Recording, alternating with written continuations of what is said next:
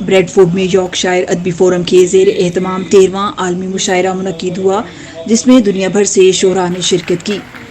Doctor مختار الدین کی صدارت میں ہونے والے اس مشاعرے میں بریڈ فورڈ کونسلیٹ کے قونصل جنرل زاہد احمد جتوئی مہمان خصوصی تھے۔ اس موقع پر شعراء نے اپنے خوبصورت کلام پیش کیے۔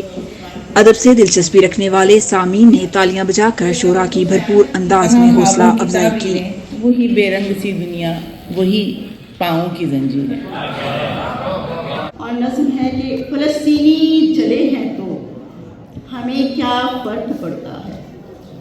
فلسطینی جلے ہیں تو ہمیں کیا فرق پڑتا ہے، جلے بیروت بھی سارا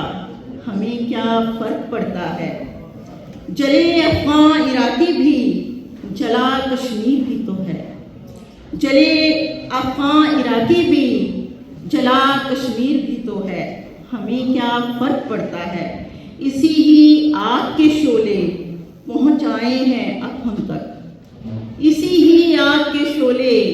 پہنچائے ہیں اب ہم تک، ہے پھر یہ خوف بھی کیسا، ہے پھر گھبرانا بھی کیسا، جلے ہیں وہ تو پھر ایک دن ہمیں ہر طور جلنا تھا۔ گھلا ہوا ہے نگاہوں کا پانی چیزوں میں، اور بحث ہی سے میں آئی زمین پر، لیکن بحث ہی سے میں آئی زمین پر، لیکن شمار میرا نہیں آسمان چیزوں میں، اور نہیں زندگی سے کوئی گلا کہ تھا خواب جیسا ہی سلسلہ، نہیں زندگی سے کوئی گلا کہ تھا خواب جیسا ہی سلسلہ، کبھی تیرگی کا اثر ہوا کبھی چاندنی سے بھی ڈر گئے، کبھی تیرگی کا اثر ہوا کبھی چاندنی سے بھی ڈر گئے۔ دن دھوکا ہے شب دھوکا ہے، دن دھوکا ہے شب دھوکا ہے، جانتی ہوں میں سب دھوکا ہے، دن دھوکا ہے شب دھوکا ہے، جانتی ہوں میں سب دھوکا ہے، عشق سمجھتے ہیں جو جس کو،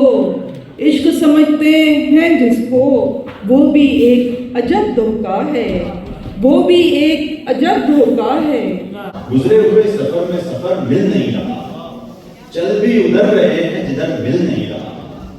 چل بھی ادھر رہے ہیں جدھر مل نہیں رہا، بستر کی سلوٹوں میں سہولت کی باس ہے،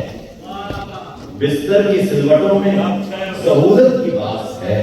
وہ شخص ساتھ بھی ہے مگر مل نہیں رہا۔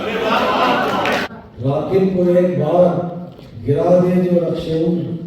ممکن نہیں وہ اس میں ہو بارے دیگر سوار، یہ عشق کا نشہ تو اترتا نہیں کبھی، یہ عشق کا نشہ تو اترتا نہیں کبھی، واصل یوں ہی رہے گا یہ اصحاب پر سوار۔ تیری سونی کہنا بھلکا کون گھڑی ماں لاگی دلڑی تمری اور مہیوال کی، ایری سونی کون سمے میں تورے منوا پھوٹی بیل وصال کی، کاہے کھلڑے پھلوے مٹھڑے جن کی جہری خوشبو اترے سانس ماں رٹھڑے یار سی۔ یارک شائر ادبی فورم کے منتظمین اور شعراء کا کہنا تھا کہ ایسی ادبی محفلوں اور شاعری کے ذریعے اردو زبان کی ترویج اور ادبی روایات کو نئی نسل تک پہنچانا ہم اپنی ذمہ داری سمجھتے ہیں۔ اردو ادب اور نسل نو کی فکر کو منظر عام پر لانے میں یارک شائر ادبی فورم اپنا بھرپور کردار ادا کرتا رہے گا۔ یارک شائر ادبی فورم کو اس خوبصورت محفل کے انعقاد پر دل کی گہرائیوں سے مبارکباد پیش کرتا ہوں۔ یقیناً وہ نہ صرف ایک بہت اہم قومی خدمت انجام دے رہے ہیں، ایک قومی زبان سے لوگوں کو جڑا ہوا ہے،